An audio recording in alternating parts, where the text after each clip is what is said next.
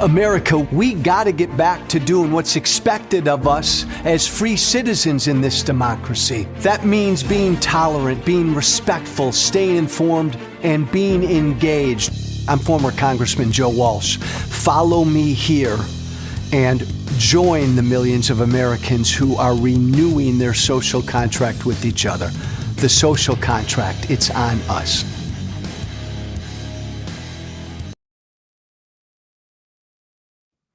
Hey, it's all about understanding.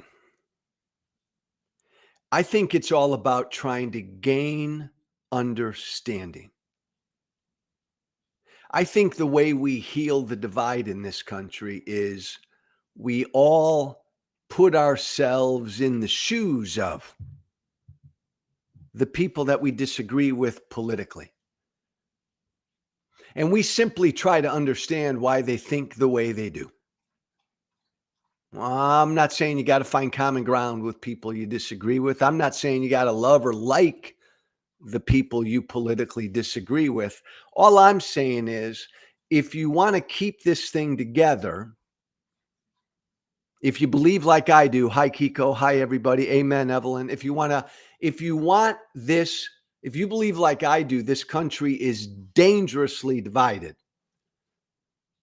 What we have to do is understand the people who disagree with us. You don't have to love them. You don't have to like them. You don't have to find common ground with them, though that would be nice. You got to understand them, because I believe, and I wasn't always this way, I used to be a very divisive political asshole, but I believe that if you understand why the people who disagree with you think the way they do, if you understand where they're coming from, then you're less inclined to hate them.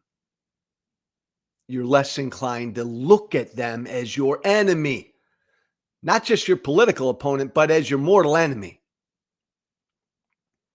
And that's why I'm doing these face-to-face conversations with regular Americans every single week in this country, to try to gain understanding, to try to help and encourage others to gain understanding. That's why we're having these conversations, TikTok, and that's why we're filming the conversations. We are in the south side of Chicago this week. I had a conversation a while back with a Black activist on Chicago's south side, an advocate, an activist for Black people. His name's Mays Jackson.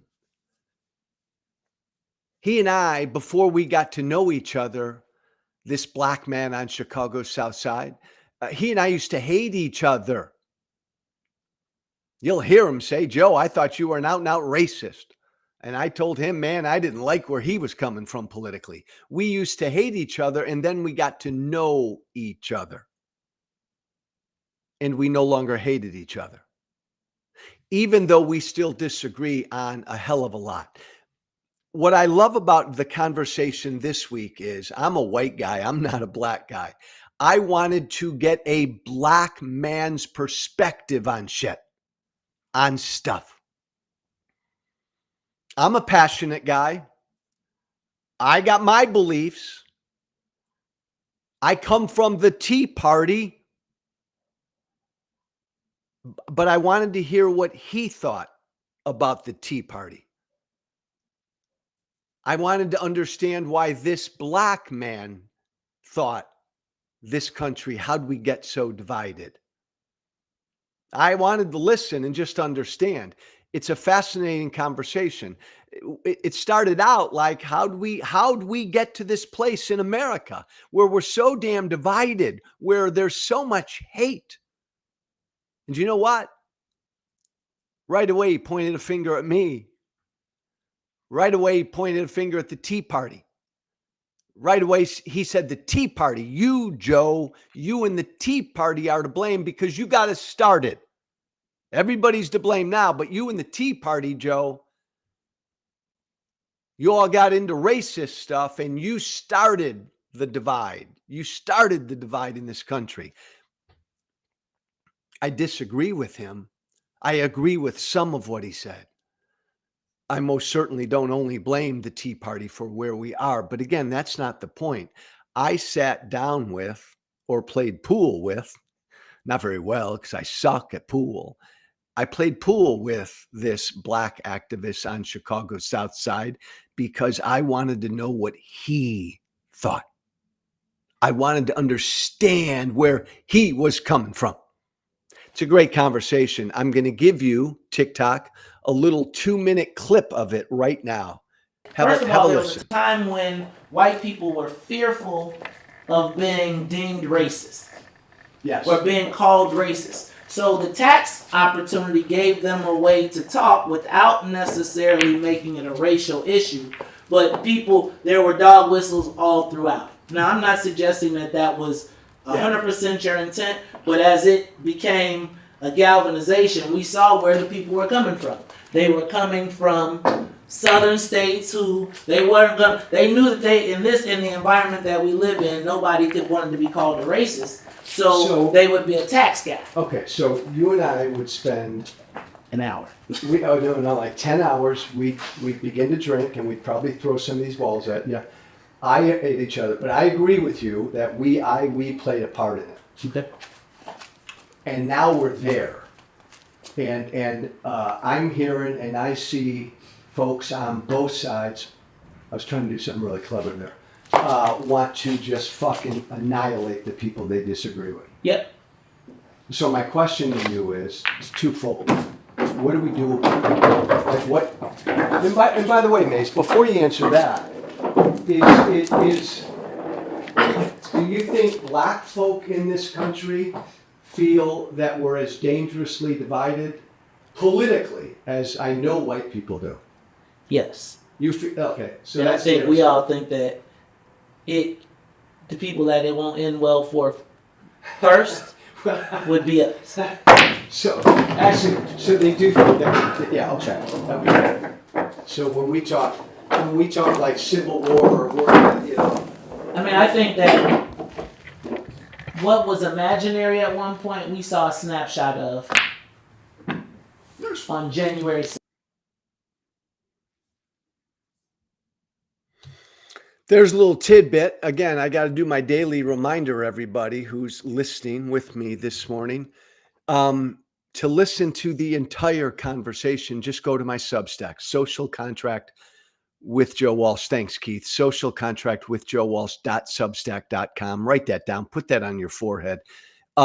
We've posted, I think, 3 or 4 longer clips, and especially of this conversation. That was about a 2-minute clip of a 10-minute conversation on the Tea Party and how we got here. You'll want to listen to that. Go to socialcontractwithjoewalsh.substack.com. We've got a few other versions, and I think we have the whole entire version up there as well. So check it out. Again, a couple things. I asked a black man on Chicago's South Side, how did we get here where we're so divided and there's so much hate? And right away, he blamed me. He blamed the Tea Party. He called the Tea Party a racist movement. Here's the point. He said that white people were pissed off about Obama and the Tea Party, and they used taxes and deficits as just kind of cover for their racism. Here's the point.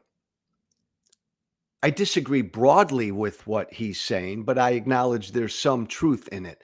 I come from the Tea Party. The Tea Party, by the way, I want to remind everybody, I'm still proudly Tea Party. The Tea Party, by the way, started before Obama. The Tea Party began when George W. Bush was president. It was a reaction initially to what Bush did. But I'm not gonna debate that with Mays here with you. Go listen to the whole conversation because we talk about it. The point I'm trying to make is this was humbling because he's got a different experience than I do. I'm an older white guy. He's a middle-aged black guy. How do we get so divided? I got my answer to that question. But this black man, this very involved, engaged black man on Chicago's South Side blames the Tea Party, blames the right for starting the divide and the hate in this country. it was important for me to hear that. And he explained why that was. And so even though I disagree with a lot of that, I now understand why he feels that way. Interesting story about Mays Jackson and I think we talk about this in the conversation. He and I, after we got to know each other, remember, Mays and I hated each other before we knew each other. Then we got to know each other and we really liked each other. We then set out and had a series of town halls in the Chicagoland area called Uncomfortable Conversations on race. Black guy, white guy up on stage talking, going right at the race issue. And the very first event, town hall Mays and I had, was in South suburban Chicago. And it was a big crowd, and the crowd was half black and half white. And I swear to you, that audience, the black folk in that audience, they came loaded for bear against me. They wanted to they did not like me. And the white folk in that audience, they came loaded for bear against Mays. They did not like Mays. We were public figures in and around Chicago. But after about a 2-hour town hall, man, all they wanted to do was talk to the both of us and engage with the both of us. And it really kind of broke the ice. And we all kind of learned where everybody was coming from. There's so much of a lesson there. Final thing I'll say about this conversation with this black man on Chicago's South Side. I didn't know how he'd answer this. I know that most every American I talk to believes the country is dangerously divided politically. But most people I talk to are white because most people in America are white. When I asked him, do black people in America feel like we are as dangerously politically divided as I know white folk do? I didn't know what he'd say. I didn't know how he'd answer that. He didn't hesitate. You heard him. He said, yes, hell yes. Black folk know how dangerously divided we are. And then he added something that I hadn't thought about. He said, black people know that when the shit really hits the fan, it's coming for us first. It will not end well. What did he say? It won't end well for us, black people, first. Man, that was fascinating. Makes all the sense in the world. And it makes all the sense in the world that a black man feels that. If this thing really gets ugly and violent in America, when the shit really hits the fan, if it does, yeah, historically, black folk are going to be, it's not going to end well for them first. And that's why Mays believes black folk are so concerned about where things are politically right now, because they believe they will be the first ones on the plank, walking the plank, if things really get out of hand in this country. That was fascinating to hear. Final thought. We get into it in this conversation, and I want you to listen to the longer version. Okay, so what do we do now? What do we do now, Mays, right? You get it. You and I feel differently. You blame the Tea Party, the racist Tea Party. I don't. I blame a lot of factors that got us here, namely a broken political system, an uninformed populace, whatever, blah, blah, blah. But we're here. He and I both acknowledged, white guy and black guy and white guy, we both acknowledge that we are in a bad place right now. We're in a dangerous place right now. So what do we do? What do we do moving forward from here? He had some really interesting thoughts that really jive with my thoughts. He and I disagree generally with how we got here. Black man, white man, disagree. But he and I agree, black man, white man, on what needs to be done now. And I'll give you a hint. He said the only way out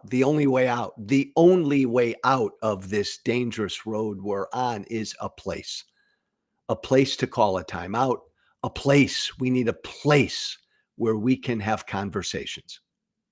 That's all I'm going to tell you. But it was interesting, and it goes on from there. So have a listen. Again, go to my Substack, Social Contract with joewalsh.substack.com. Check out the longer version of this topic we talked about. Thanks, Keith. I'll come back tomorrow, Friday, with another topic that Mays, black activists on Chicago's South Side, and I covered in our face-to-face conversations with Americans. One bit of news this morning, and I'll just start it like this. Just sheer incompetence.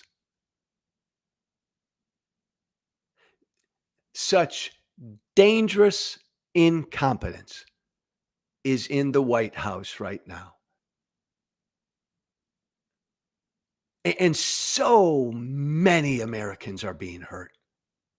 So many lives are being hurt because we have such an incompetent idiot in the White House. And I'll just focus on his stupid tariffs.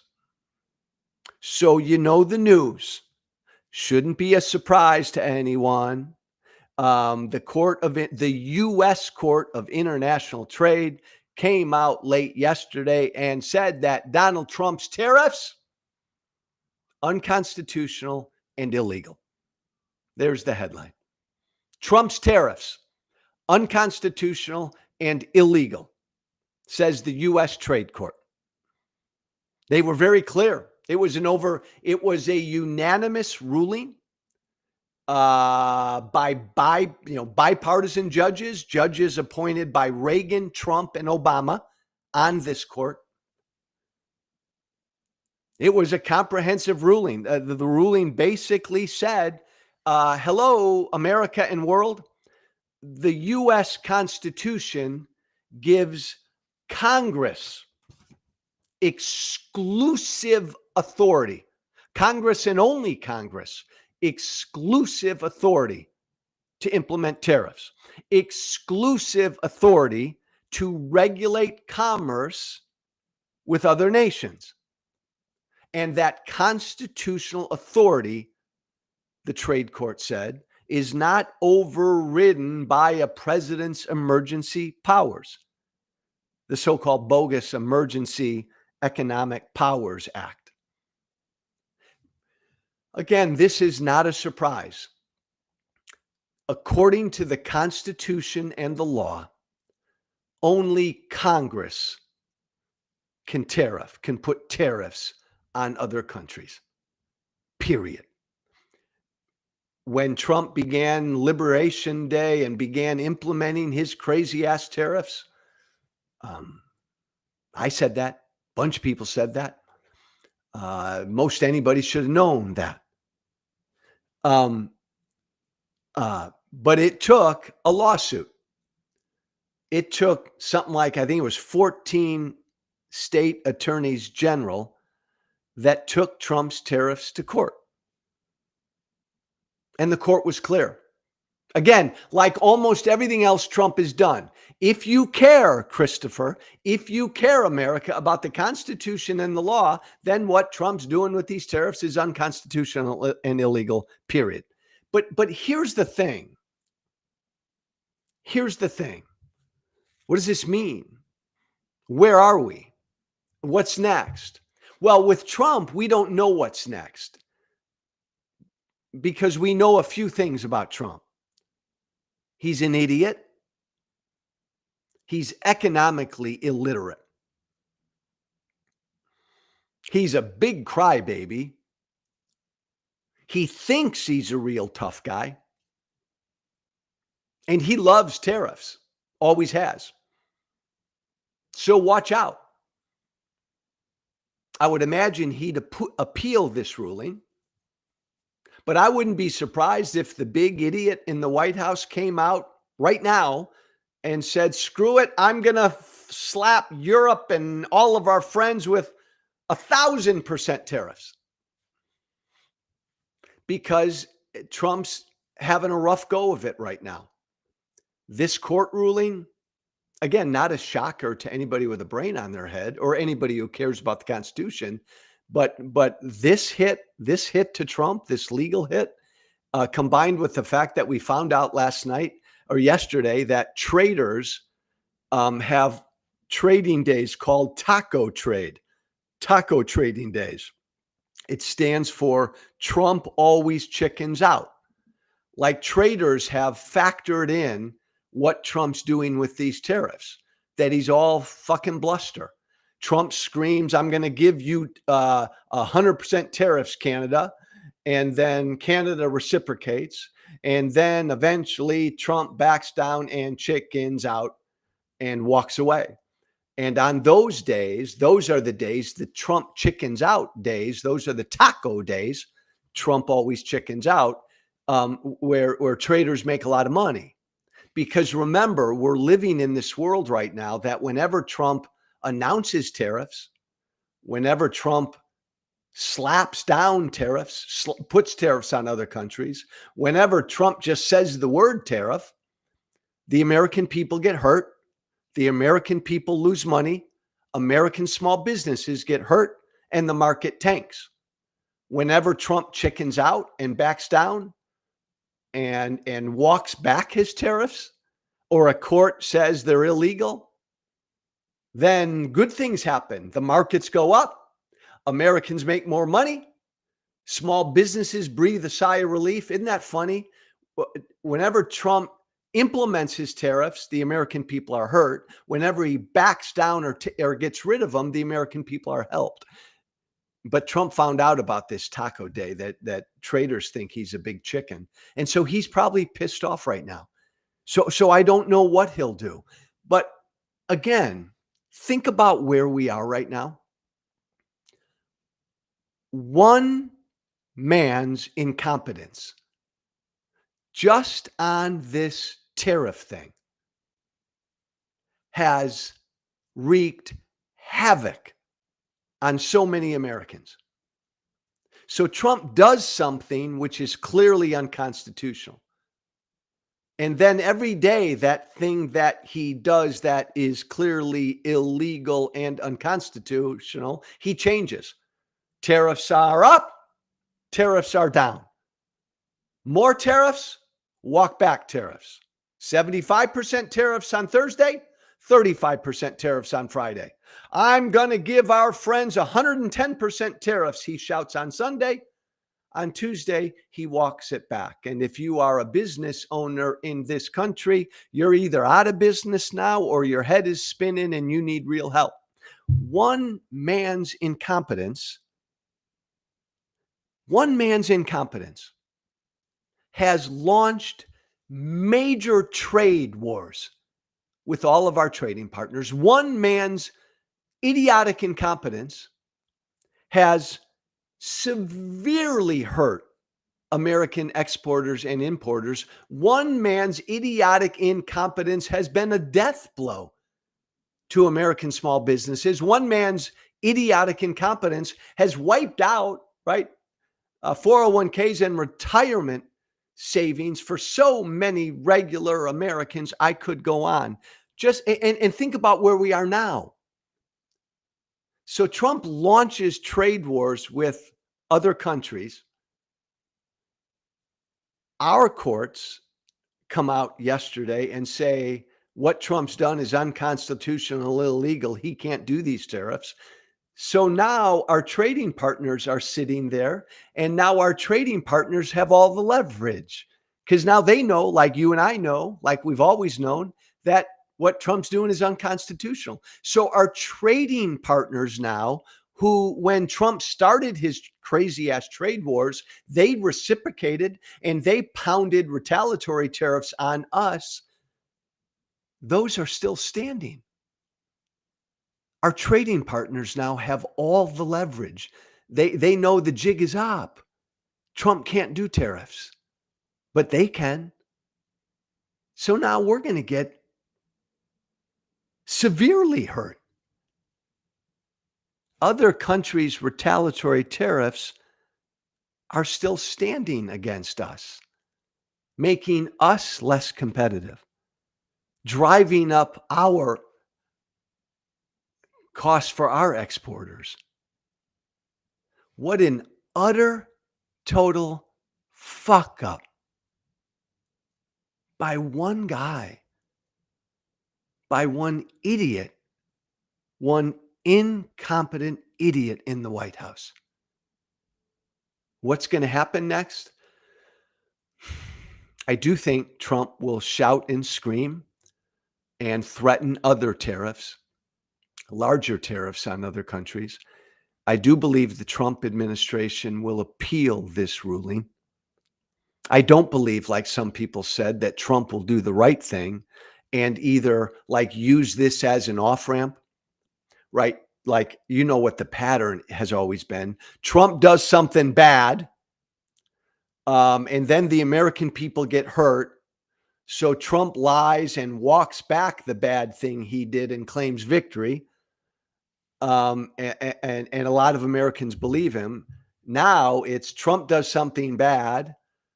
The courts say what you did is not just bad, it's unconstitutional, illegal. And so Trump then blames lefty liberal justices and then walks away. He won't do that. I mean, Trump won't use this court ruling as an off ramp to just walk away from tariffs because they're bad.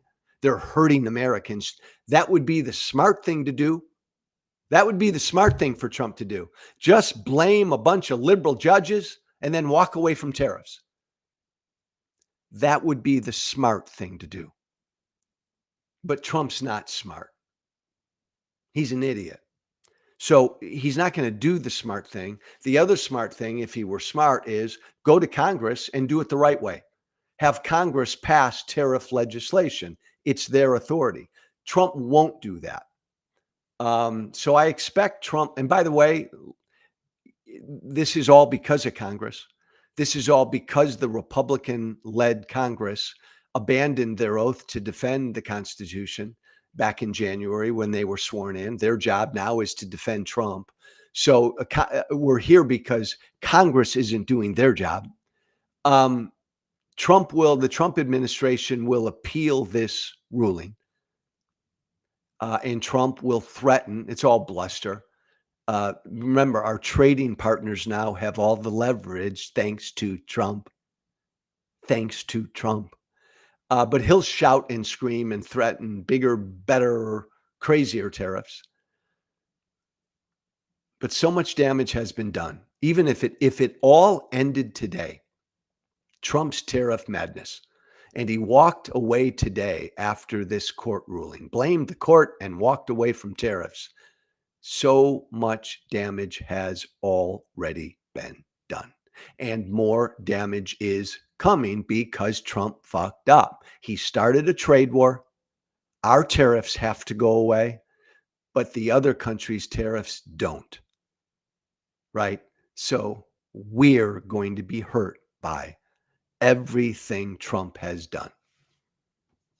Hey, MAGA, MAGA, right, baby? MAGA, MAGA. Two quick final thoughts. No kings, no kings, no kings in America. Put June 14th on your calendar. There are going to be no kings protests all over this country. You remember on June 14th, Trump's going to have like a Kim Jong-un military parade in Washington, D.C. He wants to have those troops walking by, high saluting and kicking, and the tanks walking by. So Trump on June 14th is going to have a big Kim Jong-un military parade to himself, or something Putin would do. But on June 14th, all of the rest of America, throughout America, is going to have a series of no kings protests. They will be in every city and every state in this country. So find one near you. Go to 5050.1, spell that out, 5050.1. Go to that website. Go to indivisible.org, or go to, thanks, Keith, there's 5050.1, or indivisible.org, or as always, go to our website, one of our websites, oneflaginitiative.org. We'll have we'll know where to send you for the June 14th protest, go to oneflaginitiative.org. And do me a favor, when you go to oneflaginitiative.org, that's all one word, join me in the No Kings movement, become part of the No Kings movement. Let's all embrace that one basic principle that we do not have kings in America. So join me in the No Kings movement. And oh, by the way, get your No Kings merchandise, our No Kings hats and our No Kings ball caps and shirts. Order yours. Thanks for listening. Again, shoot me an email at all about anything, good, bad, or ugly. The Social Contract with Joe Walsh at gmail.com. Thanks, Keith. The Social Contract with Joe Walsh at gmail.com. If you want me to come to your town, your neighborhood, and have a face-to-face conversation with a group of people, no matter your political persuasion, shoot me an email and we'll get her on the schedule. Thanks. Hey, everybody, be brave. Thank you for listening. Remember to listen, share, and follow The Social Contract with Joe Walsh on Apple Podcasts, Spotify, and everywhere great podcasts are found. And be sure to leave a 5-star review. This has been The Social Contract